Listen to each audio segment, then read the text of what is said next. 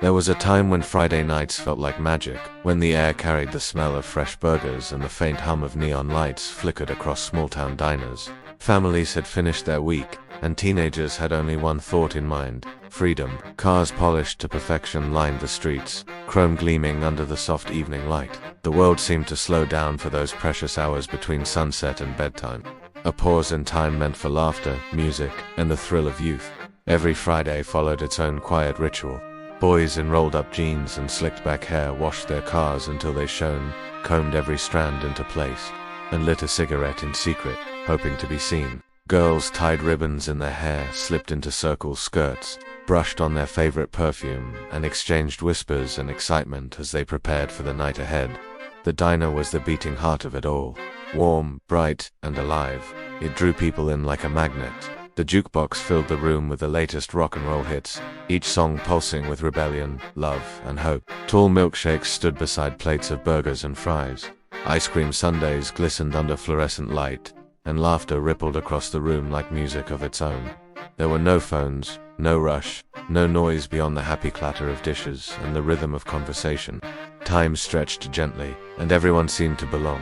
Inside, talk flowed easily, from baseball scores to new romances, from weekend plans to harmless gossip. The scent of coffee, sugar, and perfume blended into something comforting and unforgettable. Waitresses in crisp uniforms carried trays with effortless grace, calling out orders in voices that made every customer feel like part of a family. Outside, engines purred in the background. Couples leaned against car fenders, their shadows long beneath the glow of headlights. Friends laughed, tossed a football, and filled the night air with the easy joy of being young and unhurried.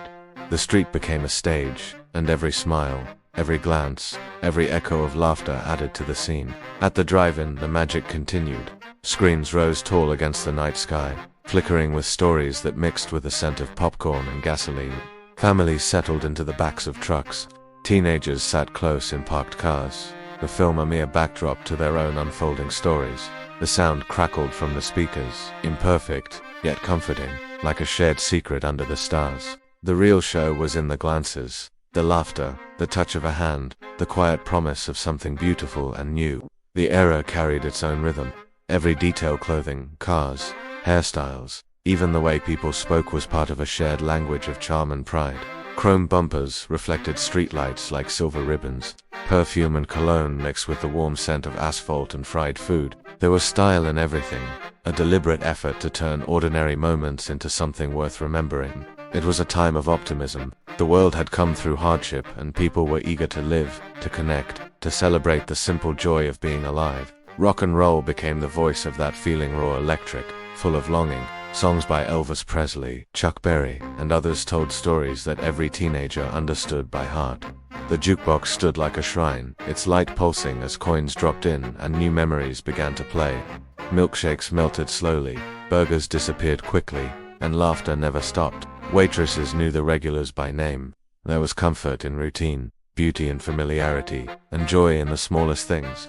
Outside, the parking lot shimmered with reflections of neon and chrome. Teenagers leaned against their cars, talking about everything and nothing, the night stretching endlessly before them. The sound of a faraway train or a ball game on the radio added its note to the quiet symphony of small-town life. The future felt close, yet infinite. The drive-in and the diner were more than places, they were symbols. They held together a generation that believed in dreams, in friendship, and in the power of music to say what words could not. There were spaces where time paused just long enough to remind everyone what it meant to feel free.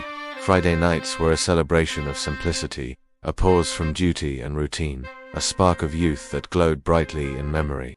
The neon signs would fade by midnight, the laughter would quiet, and cars would roll away down empty streets. Yet the feeling lingered, the sense of belonging, the echo of a song, the warmth of a hand held under starlight. Even now, decades later, those nights live on in memory. The smell of coffee, the glow of neon, the crackle of an old record, all of it still carries the same magic. People remember their first dance, their first date, the songs that made their hearts race. They remember what it was to feel infinite, even for a moment. Friday nights, diners, and drive-ins were more than entertainment. They were the soul of an era, a reflection of a time when connection meant everything. Though the world has changed, that glow remains a reminder that joy once lived in the simple act of gathering. of laughing, of being young and free. So pause for a moment and remember your own Friday nights, the people, the music, the laughter. Somewhere, beneath the hum of memory, the neon still burns, and the jukebox still plays. The magic never really left. It's still there, waiting for you to remember. Yesterday again.